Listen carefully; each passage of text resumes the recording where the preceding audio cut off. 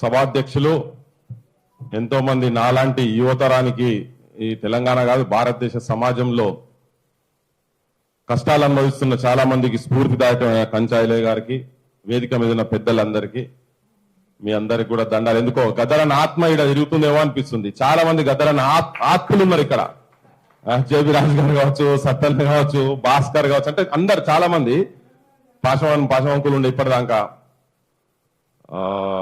ఈ మీటింగ్ ముఖ్య ఉద్దేశం ఏంటి? జాతిపిత, తెలంగాణ జాతిపిత గద్దర్ అంటే ఎవరు అనే దాని విషయంలో చాలా ఈ మధ్య కాలంలో బాగా చర్చ జరుగుతా ఉన్నది కదా బయట. కొంతమంది ఫార్మర్ వైస్ ఛాన్సలర్ గారు పేరు చెప్తా ఉన్నారు. కొంతమంది ఇక నాతోనే తెలంగాణ వచ్చిందని పెద్ద మనిషి చెప్పుకుంటూ తిరుగుతున్నారు. ఆయన రాజకీయ క్షేత్రంలోనే ఆయన అనుకుంటున్నారు. అయితే చర్చ ఈ టైంలో జరగడం అనేది ఒక మంచి పరిణామం. నేను ఐలే గారు ఫోన్ చేయగానే చలో ఈ మీటింగ్ రావాలని చెప్పని అనుకునే, వేరేది ఉండే ఒకటి రెండు. కానీ నాకు మొట్టమొదలు నాకు తెలిసి అంటే 96 లో ఫస్ట్ గద్దరన్న వచ్చే కన్నా ముందు ఈ తెలంగాణ గురించి చాలా చర్చ జరుగుతా ఉన్న టైంలో, ఎర్లీ 90s, 91, 92, 93 ఆ టైంలో కావచ్చు, మా ఇంట్లో కూడా చర్చ జరుగుతుంది. మా నాన్న పొద్దున్న లేస్తే ఆయనకు తెలంగాణ, బీసీ, ఎస్సీ, ఎస్టీ సామాజిక వర్గాలు తప్ప ఆయనకు వేరే ఆలోచన ఉండకపోవు. ఈ అధికారం ఈ సెక్షన్స్కి ఎట్లా రావాలో, తెలంగాణ ఎట్లా తెచ్చుకోవాలనేది. సో దాంట్లో మాట్లాడిన ప్రతిసారి తను ఏంటంటే, ఒక్క గద్దర్ తెలంగాణ అంటే, ఒక గద్దర్ ఒక్కడు తెలంగాణ అంటే తెలంగాణ వస్తుంది రా అంటుండే. గద్దర్ ఒక్కడు అన్నాడు రా, గద్దర్ ఒక్కడు వస్తే తెలంగాణ వస్తుంది అంతే. నేను మరి ఎట్లా గద్దర్ తెలంగాణ అనాలంటే గద్దర్ తుపాకుల సైడ్ ఉండే, మరి ఎట్లా వినిపించాలని చెప్పని ఇది చర్చ జరుగుతున్నా. ఇంకొక వ్యక్తి, ప్రధానమైన వ్యక్తి కూడా మాట్లాడేది, నేను భాషకు లేకపోతే తను చెప్తున్నా కావచ్చు. కానీ సరే, తెలంగాణకు మోసం జరిగింది, ద్రోహం జరిగింది. పార్లమెంట్ సభ్యులందరినీ తీసుకుపోయి ఇందిరాగాంధీ పాదాల కాడ పెట్టిన పెద్ద మనిషి చెన్నారెడ్డి, ఆయన దగ్గర కూడా, ఆయన కూడా ఏ కోశంలోనో ఉండే తెలంగాణ అయితే రావాలని ఆయన కూడా ఉండే, పక్కా ఉండే. ఆయన కూడా తన కూడా కొన్ని సందర్భాలలో మాట్లాడితే తెలంగాణ ఎట్లా అంటే అయిపోయింది, మా ఆసంతో ఇవ్వంతో రాదు, గద్దర్ ఒక్కంతో తెలంగాణ అనిపిరిపోయి తెలంగాణ వస్తుందని ఆయన కూడా అంటుండేది. సో గద్దరన్నకు పెద్ద మనుషులు అంటే చాలా గౌరవం ఉంటుండే. ఆయన కంచాయిలంకులు అంటే కూడా బాగా విపరీతమైన అభిమానం, విపరీతమైన ప్రేమ ఉంటుండే. జేబీ రాజు గారు అన్న ఇట్లా మాట తీస్తే ఇటువంటి వాళ్ళ గురించి చెప్తా ఉండే. సో మా నాన్న కూడా గద్దరన్న దగ్గరికి పోయి మాట్లాడదాము, తనని కన్విన్స్ చేద్దాము అని అనుకున్న క్రమంలో తనకి ఎవరో పోయి చెప్పారు, ఇట్లా ముచ్చరనారాయణ గారు వస్తారట నీ దగ్గరికి. ఇట్లా మాట, అయ్యో సంజీవరెడ్డి ముచ్చర్ల సత్యనారాయణ అంటే నేను ఉరికేది, ఆయన సభలు పెడితే ఆయన పాట పాడుతుంటే సంజీవరెడ్డి వాంటాడు, ముచ్చర్ల వాంటాడు అనుకుంటా మేము నినాదాలు ఇచ్చినోని, నేను బరాబర్ నేనే వస్తాను, తననే వచ్చి ఇంటికాడ కూర్చొని మాట్లాడితే ఇవన్నీ చాలా విషయాలు చర్చ చేసిండ్రు. ఇంకెంతమంది ఇన్ఫ్లుయెన్స్ చేసిరో తెలియదు. కానీ ఏ రోజైతే 96లో మొట్టమొదలు మన నవరంగ్ టాకీస్ దగ్గర ఫస్ట్ మీటింగ్ లో ఇంతకుముందు మిత్రుడు వాడిండు, దగాపడ్డ నా తెలంగాణము గుండె సప్పుడినుడు అని, అమ్మా తెలంగాణమా అనే పాట కూడా ఇంకో పాట, ఈ రెండు పాటలతోటి కంప్లీట్ తెలంగాణ ముఖ చిత్రాన్ని మొత్తం దించిపడేసింది గద్దరన్న. అసలు సమస్యలు ఏంటి, బడుల సమస్యలు ఏంటి, తెలంగాణకు ఎన్ని అడవి సంపద ఏంది, ఖమ్మం పెట్టు అడవులతోటి కట్టుకుంది పచ్చని చీర అని చెప్పని, తర్వాత నదుల గురించి కృష్ణమ్మ తెలంగాణకు కన్నీళ్లు తప్ప నీళ్ళియలేదమ్మా అని, గోదావరమ్మ తెలంగాణను గొడ్రాలు చేసి పోయిందమ్మా అని, నీళ్ల విషయంలో ఎట్లా అన్యాయం జరిగింది, కులాల తోటి ఎట్లా వివక్ష జరిగింది అనేది మొత్తం ఇట్లా అద్దం లెక్క దించి పడేసి 96 లో. సరే, ఇది ప్రమాదకరంగా ఉన్నది, ఈ మనిషిని ప్రాణంతో నుంచితే ఈ రాష్ట్రం కంపల్సరీ విడిపోయే పరిస్థితి తీసుకొస్తాడు ఈయన అని చెప్పని అనుకోనేమో కాల్చిండ్రు. కానీ బతికిన తర్వాత కూడా ఎక్కడ కూడా తన మొత్తం ప్రయాణం మొత్తం మీరు చూడండి, అప్పటి నుంచి చనిపోయే వరకు ఎప్పుడూ తన సంఘర్షణలే ఉండే. చల్ ఏమవుతారో నడు, చల్ అని నట్టు పట్టుకొని ఆడబోయినా కానీ నిలబడి, ఆ మనిషి ఆత్మవిశ్వాసం, తన తెలంగాణకు ఉన్నటువంటి కమిట్మెంట్. అంటే ఎందుకు జాతిపిత అని అనాలి అంటే కొన్ని కంపారిజన్ చేయాలంటే, ఇప్పుడు ఉన్నటువంటి ఇంతకు ముందు, ఇప్పుడు రేపు చచ్చిపోగానే ఆయన పెడతారు ఆయనది, ఈ బక్కపల్సడి పానవని నాదే ఉన్నది, నా వెనక జేబు ఉన్నది, ముంగటి జేబు ఉన్నది, తెలంగాణ అని చెప్పిన ఉన్నారు పెద్ద మనిషి. ఈ కేసీఆర్ అంటే ఆయనకు గద్దరన్నకు కంపారిజన్ అసలు ఎక్కడ కూడా రాదు. కానీ అయినా చర్చ జరుగుతుంది కాబట్టి కొన్ని చెప్పాల్సిన అవసరం ఉంటది. ఒక మనిషి, నేను చూసిన వరంగల్లో ఒక పాదయాత్ర జరుగుతా ఉన్నది, కాజీపేట సమస్యలు అక్కడి నుంచి మొదలు పెడితే మా ధర్మారం కాదు, అది కోట వరంగల్ ఫోర్ట్ వరకు ఒక పాదయాత్ర, ఒక 5 రోజులు 6 రోజులు పాదయాత్ర గురించి గద్దరన్నాడికి వస్తే, ఫస్ట్ డే రోజు ఏదైతే రెస్పాన్స్ జనం నుంచి గద్దరన్నకు వచ్చిందో గ్రీన్ టైగర్స్ నుంచి స్టేట్మెంట్ వచ్చింది. గద్దర్ నువ్వు ఈ పాదయాత్ర అయిపోయే లోపల నువ్వు వీడికెళ్ళి పానంతో పోవు, నిన్ను చంపుతాం, నీ శవమే పోతుంది వీడికెళ్ళని చెప్పని గ్రీన్ టైగర్స్ నుంచి అనే ఒక స్టేట్మెంట్ వచ్చింది. చాలా మంది జనరల్ ఏముంటది ఏదైనా మాట్లాడదామా, ఎట్లా ఏం సంగతి, రిటర్న్ పోదామా అని. అప్పటికే బుల్లెట్లు తిన్నున్నాడు గద్దరన్న, ఎన్ని పుస్తల బుల్లెట్ ఉన్నది, ఇక్కడైనా చిన్న వెనక ముందు కావాలి కదా. పొద్దునే ఫోన్ చేసిండు, మేమంతా కూర్చున్నాం, మేమందరం కలిసి కూర్చొని మాట్లాడి మరి ఎట్లా అంటే ఒక హాఫ్ డే ఆగినాం అంతనే. దాని తర్వాత ఎవరు లేరు, మీరే ఉండుని మనం పోయి తిరుగుదాం పా అని చెప్పాను. ఆ ధైర్యము ఆ స్ఫూర్తిని పోయినా మంచిదే ఈ నిమిషం, కానీ ఈ పాదయాత్ర జరగాలి, ఈ సమస్య తెలంగాణ ప్రజలకు తెలవాలి, బయటి సమాజానికి తెలవాలి, నేను చచ్చినా మంచిదే తెలంగాణ మాత్రం సాధించాలని చెప్పనేది ఆకాంక్ష తన లోపల ఉండే. పాదయాత్ర మొత్తం చేసినాం మళ్ళీ దాని తర్వాత. ఇక మేమేం చేసినామంటే ఇప్పుడు జనరల్ గా జనం వచ్చేటందుకు వెనక ముందు అవుతుండే గదరన్న చెప్పి అన్న, ఇప్పుడు ఈ షో ఆఫ్లంతా బయట ఉట్టిగా కూర్చొని లేస్తేనే ఇప్పుడు నాకు బాగా తెలుసు టిఆర్ఎస్ పార్టీ పెట్టగానే ఇక్కడ నుండి కరీంనగర్ సభకు పోతుంటే తొవ్వల ఎవడు వేసిన లేడు, అంతా ఆర్గనైజ్డ్ ఇదంతా. తొవ్వల ఏంటంటే మంగళారతులు పట్టుడు, పూలదండలేసుడు, కేసీఆర్ కు బోకేలు ఇచ్చుడు, కాళ్ళు గడుగుడు, ఇవన్నీ తమాషా, ఇవన్నీ ఆర్గనైజ్ చేసిన అవన్నీ మాకు ఎరికే చూసినాం మేము. అందులో ఉన్నాను నేను అప్పటికాలంలో ఉన్నా కాబట్టి. అంటే ఒక నాయకత్వాన్ని ఎట్లా ఎస్టాబ్లిష్ చేయాలనే దాని విషయంలో వాళ్ళు చేస్తున్న క్రమంలో నేను కూడా గద్దరన్న చెప్పిన అన్న ఇది ప్రజల్లో లేయాలి, కొంచెం భయపడుతున్నారు జనాలు వాడలకుండా పోతే, ఏమో ఎవడొచ్చి ఏడ బాంబు వేస్తాడో ఏం సంగతో, ఏ పోలీసు వాడు వచ్చి అక్కడికి వెళ్ళి ఏం చేస్తాడో ఏమో, మనం కూడా ఏదైనా గిచ్చోండి చేద్దాం, వద్దండి లేదన్నా చేద్దాం అది అని అంటే జస్ట్ చిన్న ఒక మా దగ్గర నైమ్ నగర్ అని ఉంటుంది హన్మకొండల, ఆ నైమ్ నగర్ కాడికి ఉండే ఆడికి రాగానే ఆడ మనోళ్ళందరూ ఉంటే నేను దండలు గిండలు పెట్టి మంగళారతులు స్టార్ట్ చేయగానే ఈ దండలు వేస్తుంటే జనాలు వచ్చి మేము జస్ట్ ఇట్లా స్టార్ట్ చేసినాం, ఇది తర్వాత ఆర్గనైజ్ చేసింది ఏం లేదు, జనమే వచ్చేసి స్టార్ట్ చేశారు ఇక మంగళారతికి వీళ్ళు పెట్టి. ఇది ఎక్కడ అంటే జనం మొత్తం కదులుతుంటే అప్పుడు భయపడ్డారు, అందరు కూడా భయపడ్డారు. అరే గీతీరుగా జనం నుంచి గింత స్పందన ఎట్లా గద్దరన్న అంటే అందరికీ ఉన్నది, ప్రేమ ఉన్నది, ప్రేమతోని జనం బయటికి వచ్చి తర్వాత పాదయాత్రలో మొత్తం పార్టిసిపేట్ చేశారు.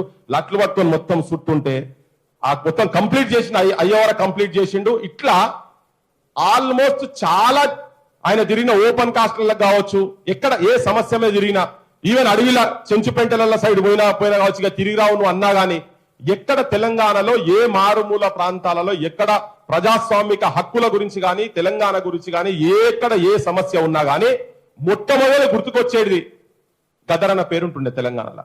ఎక్కడ ఏ పంచాయతీ ఏమైనా కానీ అన్ని ఆడున్నాడని ఫోన్ తీయాలి, గద్దరన్ని ఆడున్నాడు అని చెప్పి ఫోన్ చేయాలి. సీఎల్ అన్న కూడా మొత్తం వెనక ఆడిపోయినా కానీ తననైతే మొత్తం పొద్దున రాత్రి పగలు మొత్తం వెంబడే ఉండేది. ఇలా చాలా మందికి డిఫరెంట్ అనుభవాలు ఉన్నాయి. కేసీఆర్ కూడా ఆయన ఎప్పుడు రాజకీయంగా యాక్చువల్గా ఏంటంటే అందరు ఉద్యమం చేస్తే దాన్ని ఓట్ల రూపంగా మలుచుకొని ఎమ్మెల్యేలు అయ్యి మంత్రులయ్యి ఏ పదవద్దు ఏ అలంకారం వద్దు, తెలంగాణకు కావాలి కుక్కలెక్కుంటా, తెలంగాణ వచ్చే వరకు నేను ఏ అధికార పక్షంలో కానీ దేంట్లో కానీ ఒక్క పదవి కూడా వద్దన్నోడు. సమైక్య రాష్ట్రంలో 6 మంత్రులు అయిన తర్వాత కూడా కేంద్రంలో 2 మంత్రులు అయిండ్రు. జయశంకర్ సాబ్ కూడా ఢిల్లీలో ఒక పదవి అనుభవించిండు. ఆ టైంలో కూడా మళ్ళా తెలంగాణ ప్రజలంతా నిరాశ నిస్పృహలు ఉంటే మేము క్యాంపస్ లో 9 పదవులకు తెలంగాణ తాకట్టు అని పెడితే మమ్మల్ని భుజం తట్టి నేను ఉన్నా పాండ్రి, మీరు పాండ్రి, నేను ఉన్నా, మీరు నడువురి, నేనున్నా అన్నాడు. కానీ ఎక్కడ కూడా అరే వాడు వేయండు వీడు వేయండు ఎందుకు రాబోయి ఇట్లా ఒక్కసారి కూడా ఎప్పుడు కూడా అధైర్యపరిచే మాట తన దగ్గర నుంచి వినలేదు. కేసీఆర్ కూడా అంతకుముందు 2,20,000 మెజారిటీతో గెలిస్తే తర్వాత ఓడిపోయే పరిస్థితి ఉంటే తర్వాత మళ్ళా రిజైన్ చేసి వచ్చింది కదా ఇక్కడికి, ఓడిపోయే పరిస్థితి ఉంటే తెలంగాణ ఈయన ఓడిపోతే తెలంగాణ ఓడిపోయేది అంటారా అని చెప్పి మళ్ళా గజగట్టిపోయి కరీంనగర్ తిరిగిండు. మళ్ళా కేసీఆర్ ని గెలిపించి తెలంగాణని బతికించిండు. అప్పుడు తక్కువ వచ్చింది, మెజారిటీ తక్కువ, కానీ బరాబర్ ఓడిపోయే సీట్ అది, 100% ఓడిపోయే సీట్. అంటే ఎక్కడెక్కడ ఈ రాజకీయ వ్యవస్థకు కూడా రాజకీయ నాయకులకు కూడా ఎక్కడ ఏమున్నా ఏ సిచ్యువేషన్ నిన్న రాత్రి మా శంకరన్న కూడా చెప్తుండే, ఆ క్యాసెట్ జైబోలో తెలంగాణ క్యాసెట్ ఆవిష్కరణ దానికి కూడా ఎక్కడ భేషజాలకు పోకుండా తన చేతుల మీదకి వెళ్ళి కేసీఆర్ కు ఎట్లా ఇచ్చిన సందర్భం అంతా చెప్తా ఉంటే, అంటే వీళ్ళు ఈ రాజకీయ వ్యవస్థలో ఉన్నటువంటి వాళ్ళు ముఖ్యంగా కేసీఆర్ ఇప్పుడు ఆయన పేరే వినబడుతుంది బయట, జాతిపిత అని చెప్పని ఆయన పేరు ఎక్కువ వినబడుతుంది. జయశంకర్ అయితే పక్కకు పడేసి అయిపోయిందిలే. ఇక మళ్ళీ ఆయన చరిత్ర వేరే డిస్కషన్ దాని గురించి నేను ఇప్పుడు చర్చ చేయదలుచుకోలే. కానీ ఇప్పుడు ఉన్నది ముంగటున్నది ఏంటంటే ఎప్పుడైనా వీక్తడా ఓ దిక్కు కొడుకు, ఓ దిక్కు అల్లుడు, ఓ దిక్కు బిడ్డ, 2 కలిసి విగ్రహాలు పెట్టి 3 కలిసి విగ్రహాలు పెట్టే పంచాయతీలో పడ్డారు వాళ్ళు. ఆల్రెడీ ఏడున్నా అక్కడ ఉన్నారు. దాంట్లో కాంపిటీషన్ లో మా సత్తాలను భారత్ అయితే ముడలే ముందున్నారు, గదరాన్ని ముందర పెట్టేందుకు. ఇది మామూలు పని కాదు, విగ్రహాలు పెట్టుకుంటే అసలు అంత ఈజీ పని కాదు. మేము అయ్యే గారు మాకు చెప్తే నేను కలెక్టర్ కు కమిషనర్ కు వరంగల్లో పోతే ఇప్పుడు చాలా మందికి బయట ఏముంటదంటే కంచైలే సార్ చెప్తే కాంగ్రెస్ లేదంటే అవుతుందని ఉట్టి సార్ చెప్తే అయిపోతుందని ఈయన ఇంత ప్రపంచం మీద ఉండి ఇక్కడ వాళ్ళకి విలువ తెలియదు ఈయన మన దగ్గర కూర్చున్నా మనకు అర్థమవుతుందో మనకు తెలియదు కానీ తన మీద ఈగ వాళ్తే బ్రిటిష్ పార్లమెంటు లేకపోతే అమెరికా పార్లమెంట్ వాడు ఆ తీర్మానాలు చేసి పంపుతాడు ఇక మన మధ్యలో కూర్చున్నాడు అంటే మహానుభావులు కూర్చున్నాడు చెప్పేందుకు చెప్తున్నాను నేను తన చెప్తే కూడా వరంగల్లో కాళోజీ నారాయణరావు సంబంధించినటువంటి కళాక్షేత్రం ఉన్నదో దాన్ని గదరన్న పేరు పెట్టాలి అసలు కాళోజీకి తెలంగాణకు సంబంధం ఏంటిది తెలంగాణ అంతకుముందు అన్నోడు కూడా కాదు తెలంగాణకు ఆయన ఏం త్యాగం చేసిండు కళలతోని కాళోజీకి ఏం సంబంధము ఇవన్నీ అని మాట్లాడిపోతే తన చెప్పినా గానీ మేమందరం పెట్టినా గానీ పర్మిషన్ మాత్రం అక్కడ రాలే ఇప్పటికీ కూడా ఇది కూడా పంచాయతీ చేస్తేనే ఆమరణ దీక్ష పెట్టి తెలంగాణ ప్రజలందరినీ ఒక దగ్గర తీసుకొచ్చే ప్రయత్నం చేస్తే అది ఫీల్డ్ మీద దిగి దంగల చల్ గదరన్న కూడా కట్టినాడు పార ఎవడొస్తారో చూద్దాం పని కట్టె పట్టుకుని ఎట్లా పోయిండో ఒక అట్లనే భరత్ వచ్చి ఆడ ఊసిన పక్క అయింది లేకపోతే కాకపోదు అంత ఈజీ కాదు అది వీళ్ళు పక్కకుండి మళ్ళా మాట్లాడి గవర్నమెంట్ ఒత్తిడి చేస్తే ఇప్పటికీ కూడా అంత ఈజీగా గద్దరన్న పేరు మీద గద్దరన్న నేను అనుకుంటున్నా ఇప్పుడున్న పాలకులు ఎవరు కూడా జాతి పిత అని తనకు ఆ గౌరవం అది ఇవ్వాల్సిన బాధ్యత ఈ ప్రాంత రాజకీయ వ్యవస్థ కావచ్చు ఈ ప్రాంత ప్రజలుగా మనము ఒక ఐకాన్ ఎవరన్నా ఉన్నారు the one and only one icon in Telangana అనేది చెప్పదలుచుకుంటే మాత్రం దట్ ఈస్ ఓన్లీ గద్దర్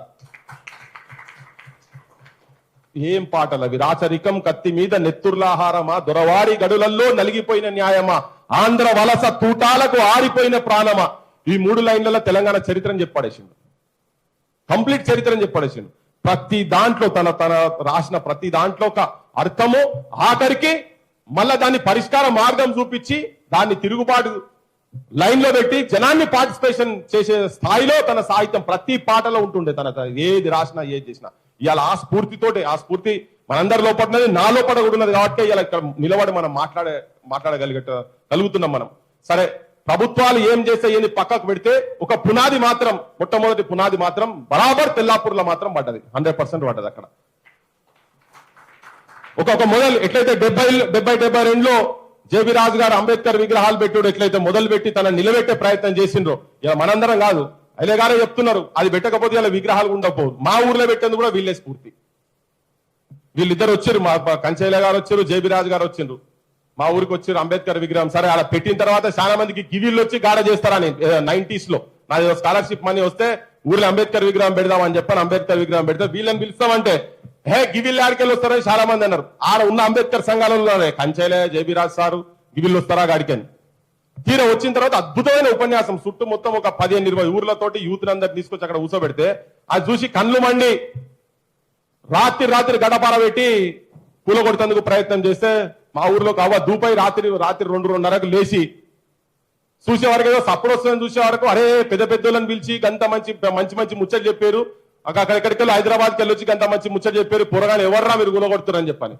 తీరా అంతకు ముందేమో ఏలిన కొట్టిరు ఆ పెట్టిన రోజు రాత్రే విగ్రహాన్ని కూలగొట్టించే ప్రయత్నం చేసి ఇయ్యాల వరకు కూడా శిలాపాలకాలకి అన్ని పోయినాయి గద్దె కూలగొట్టే ప్రయత్నం చేస్తే దాన్ని ఆపిన అంటే ఒక విగ్రహాన్ని నిలబెట్టాలంటే ఎంత కష్టం ఉంటది అనే దాని గురించి ఇలా గదరన్న విషయంలో కూడా సేమ్ అదే పరిస్థితి వస్తుంది రాబోతున్నది రేపు చాలా మంది తయారవుతారు ఎందుకు అమిత్ షానే నిన్న ఎంత పైసా మానవత్వంగా ఉన్నోడైతే కూడా అమిత్ షా అట్లా మాట్లాడద్దు గద్దరన్న గురించి వ్యక్తిని హననము క్యారెక్టర్ హననం చేసినట్టుగా మాట్లాడు నిన్న అందుకే రాత్రి నేను పొద్దున తెలువంగానే తీసుకుపోయి ప్రధానమంత్రి పంపించినటువంటి లెటర్ చనిపోయినప్పుడు కండోలెన్స్ లెటర్ తీసి చూపించేసి అద్వానీ తన గురించి ఏమన్నాడు ఏ క్రాంతికారి హై హైదరాబాద్ మే తెలంగాణ మే ఓ క్రాంతికారి మేరా మీటింగ్ మే ఆయతో బోత్ అచ్చా రైతా అంటే పోయి క్రౌడ్ లో పోయి కూర్చున్నాడు అంతకుముందు ఢిల్లీలో కలిసిన సంగతి కూడా తన చెప్పిండు సుష్మా స్వరాజ్ తో స్టేజ్ మీద కూర్చొని చెప్పిండు నాకు ఎన్నో సందర్భాలలో చెప్పిండు అరే మాకు షెల్టర్ ఇచ్చింది అమిత్ షా కూడా షెల్టర్ ఇచ్చిందని కూడా చెప్పిండు మున్నాల్ గుజరాత్ లో మాకు షెల్టర్ ఇచ్చిండు ఢిల్లీలో కూడా షెల్టర్ ఇచ్చిండు కానీ అదే పెడితే పెళ్లి కొడతారు లేకుంటే సాగు కొడతారు అన్నట్టు ఆయనకు మొన్న వాళ్ళ పార్టీకి సపోర్ట్ చేయలేదు కాబట్టి గద్దరన్న మీద బురద చల్లాలి రాహుల్ గాంధీ కలిసిండు కాబట్టి ఈయన మావోయిస్ట్ సపోర్టరు అర్బన్ నక్సలైట్లు ఇదంతా ముచ్చటంతా పెట్టి కథ పెట్టి చేస్తున్నాడు సో మనం కూడా గద్దరన్న విషయంలో అందరికి తెలిసిన అసలు ఎందుకు జాతిపిత తనను ఎందుకు ఎస్టాబ్లిష్ చేయాలి ఎందుకు ఆ గౌరవం తనకిచ్చుడు కాదు తెలంగాణ గౌరవం అవుతుంది ఒకవేళ గదరన్నకు జాతిపిత అనే మనం తీసుకురాగలిగితే తెలంగాణ గౌరవం అది బరాబర్ తీసుకొచ్చుకుందాం నేనైతే చెప్తున్నా ఈ ప్రభుత్వాలు చేసినా చేయకపోయినా రేపు ఈ ఒత్తిడి ఇట్టే పోయాను అని రేపు మన రాజ్యం తీసుకొస్తాం గదరన్న ఊకే అంటుండే మా నాన్న చనిపోయినప్పుడు అన్నాడు. ముచ్చరత్న గారు అసంటోళ్లకు గౌరవం రావాలంటే ఈ ప్రజల చేతులలో పాలన ఉంటే గౌరవం వస్తుంది. ముఖ్యమంత్రి ఇక్కడికి రావాల్సి ఉండే రాలేదు. ఒక తెలంగాణ ఐకాన్ చచ్చిపోతే రాలేదు. ఇది చంద్రశేఖర్ రావు. నేనున్నా తెలంగాణ ఉన్నట్టే ప్రజాపాలన నిజమైన ప్రభుత్వాలు వచ్చినాడే ఇటువంటి గౌరవం వస్తుందని చెప్పని అయితే తన అభిప్రాయంగా నేను మళ్ళీ చెప్తున్నా ఏంటంటే ఒకవేళ వీళ్ళు చేయకపోతే కూడా మనం బరాబర్ చేసుకోవాల్సిన అవసరం ఉన్నది. ఇక్కడ సైనికులం చాలా మంది ఉన్నాం. పంచాయల గారు చెప్పినట్టు యువకులం ఉన్నాం. మీ అనుభవాలను మేము తీసుకొని పోయి మా భుజాల మీద పెట్టి మీ ఆలోచనలు ఆచరణలు ఎట్లా చేయాలి, ఫెయిల్యూర్స్ సక్సెస్ ఎట్లెట్లా ఉంటది అనేది మేమంతా తీసుకొని పోయి జనం లోపలికి నేనైతే నాకు ఎక్కడ చాలా మంది అడుగుతుంటారు కదా, అరే నువ్వు మాట్లాడితే గద్దర్ పేరు తీస్తావు, గద్దర్ లేని తెలంగాణ ఎక్కడిది పోయి మరి తీయాల్సిందే. తీయకుంటే కుదరైన కృతజ్ఞత భావం ఉండాలనా లేదా? ఆ మనిషి రాత్రి లేదు పగలు లేదు ఏం లేదు, ఏ టైంలో చేసినా ఆ యూనివర్సిటీలకు పోలీసు వాళ్ళు రాలిస్తలేరంటే అన్న నువ్వు అలా నిలబడితే చాలు అంటే ఆడికి వచ్చి తారునాకలా ఎండలా నిలబడి కట్టబెట్టుకొని నిలబడదు వచ్చేటోని పెట్టాను నువ్వు అని. అది చేసింది ఏం లేదు, లోపల మీటింగ్ అయితే నువ్వు అని ఏది హోమ్ గార్డ్ లెక్క నిలబడి ఏ సంధిలో తెలంగాణలో ఏ వాడలో ఏ ఇంట్లో యాడ సమస్య ఉన్నా ఒక పేరు భారతదేశంలో ఎక్కడ ప్రజాస్వామ్య హక్కులు ఎక్కడెక్కడైతే తొక్కిపడేసే పరిస్థితి ఉంటే అంబేద్కర్ బొమ్మ ఎట్లయితే కనబడుతుందో మన దగ్గర తెలంగాణలో గదరన్న బొమ్మ అట్లా కనబడుతుంది. అది ఒక స్ఫూర్తి, తెలియని ధైర్యం. తన ఉన్నదంటేనే ఒక తెలియని ధైర్యం. సో తెలంగాణ ఒక కంపారిజన్ జరిగితే కేసీఆర్ తెలంగాణకు చేసింది ఏంది, గదరన్నకు ఇంకెవరైనా కాంపిటీషన్ ఉంటే వాళ్ళు తెలంగాణకు చేసినటువంటి సాక్రిఫైజెస్ ఏంటి? ఏ రాత్రి లేదు పగలు లేదు వాడు సంపుతా అన్నా ఏ రెడీగా ఉన్నా మేము టీంలు ఉన్నా కానీ పా అని చెప్పని గొప్పి అమరుల కుటుంబాల దగ్గర పోతే కూడా ఆడబోయి ఎంత అంటే హార్ట్ఫుల్ గా మనిషి ఎట్లా ఇన్వాల్వ్ అయ్యేదంటే మేము మా దగ్గర వంగపాట్ల దుమ్మరల కుటుంబంలోకి వెళ్ళి ఒక పిల్లగాడు ఆత్మహత్య రాజ్ కుమార్ ఆ పిల్లగానికి వెళ్ళి మీద పోసుకొని ఇట్లా చచ్చిపోయింది అన్న మీరు వస్తే బాగుంటది. చాలా మంది ఏంటంటే దొమ్మరల పోరాడు కదా అని చెప్పని చాలా మంది ఆడికి వేయటానికి వెనక ముందు అవుతున్నారు. మనం పోదామన్నా అంటే ఒక్క మాట వెనక ముందు కాలే వచ్చేసిండు. ఆడికి వచ్చి ఆడ కూర్చున్న తర్వాత ఇట్లా పట్టుకొని వందనాలు వందనాలు రో మా బిడ్డల్లారా అని ఇట్లా పాట ఇట్లా దీపం ఇట్లా చేతిలో పట్టుకొని ఉంటే ఒక్కసారి గ్రామం మొత్తం కదిలింది. అది ఏం వాడా పిల్లగాడు ఏంది ఏం సంగతి అన్ని పక్కకు పడేసిరు. గద్దరన్న వచ్చిండో సర్టిఫికేట్ ఇచ్చేసిండు. త్యాగం అంటే ఏంటిది, దుమ్మరిళ్లలో పుట్టినా కానీ త్యాగం అంటే ఏంటిది అని చూపిస్తుంది. అందుకే ఆయనకి ఎక్కడ కూడా భేషజాలు లేకుండా ఏం లేకుండా హై కమిట్మెంట్ తోటి ఆయన వచ్చి అట్లా నిలబడి ధైర్యం చాలా మంది లోపట ఈ కులం అని ఆ కులం అని కాకుండా అందరికీ కూడా ధైర్యం చెప్పేటువంటి పరిస్థితి ఇది. అంటే తెలంగాణకు ఒక ఐకాన్ జాతిపిత గద్దరన్న తప్ప ఆ అర్హత 1, 2, 3 స్టెప్ మనం అంతా కలిసి చేసేందుకు నేను సిద్ధంగా ఉన్నా అని చెప్పని. సో ఈ అంశం కూడా ఒక రైట్ హ్యాండ్స్ లో ఉంది. సరే కుటుంబాలు ఇవన్నీ పక్కకు పెడితే నేను నిన్న మొన్న చాలా విషయాలు మాట్లాడిన గదర్ అవార్డ్స్ గురించి కూడా మాట్లాడిన ఎట్లా గవర్నమెంట్ ఒక గద్దర్ని చూపించి మొత్తం తెలంగాణలో ఉన్నటువంటి అందరినీ అగౌరవం ఎట్లా పరుస్తుంది అనేది నేను చాలా వాటిలో చెప్పిన. I stand by my statement. ఉట్టి గదరన్నకు కొంతమందికి ఏదో పారితోషకాలు ఇచ్చి వాళ్ళందరినీ మూతులు మూపించేటట్టుగా ఏదో ప్రయత్నం చేస్తారు. అందులో కూడా కొంతమంది ఏం ఊకుంటలేరు, వాళ్ళు కూడా మాట్లాడాల్సిన అవసరం కూడా ఉన్నది. మొత్తం కళాకారులను తెలంగాణ గురించి పనిచేసినటువంటి అందరికీ గౌరవం ఇచ్చినాడే గదరన్నకు గౌరవం ఇచ్చినట్టు అవుతుంది. నేను మళ్ళీ ఈ వేదిక మీకు ఇంకోటి చెప్తున్నా ఏంటంటే ఆ గదర్ అవార్డ్స్ అనేది నాకైతే వ్యక్తిగతంగా నచ్చలేదు. ఆ చిల్లర పాటలు చిచోరా వేషాలు ఆ డాన్సులు బరాబర్ ఆ మీటింగ్ గద్దరన్న అవార్డ్స్ అంటే ఎట్లుంటాయని చెప్పని మేము పెట్టి చూపిస్తామని చెప్పినాం. అది బరాబర్ పెట్టి చూపిస్తాం. ఎప్పటివరకు దానికనైతే ఈ జాతిపిత గద్దరన్నకు ఆ గౌరవం రాదో తెలంగాణకు ఆ గౌరవం తెచ్చుకోమో అప్పటిదాకా మనకు స్ట్రగుల్ ఉంటది అని చెప్పి మీ అందరికీ విజ్ఞప్తి చేసి ముగిస్తున్నాను. Thank you so much. Thank you Prithvi. ఇప్పుడు మనం ఒకటి స్పష్టంగా గుర్తుపెట్టుకోవాల్సింది ఏంటి అంటే తెలంగాణ రెండవ దశ ఉద్యమ ప్రారంభంలో ఆనాడు మావోయిస్ట్ పార్టీ పీపుల్స్ వారుగా ఉన్న రోజులలో వరంగల్లో ఒక పెద్ద సభను పెట్టి ఒక రెజల్యూషన్ పాస్ చేశారు. అది భువనగిరి మీటింగు ముందు జరిగింది. అది మేధావుల మీటింగ్.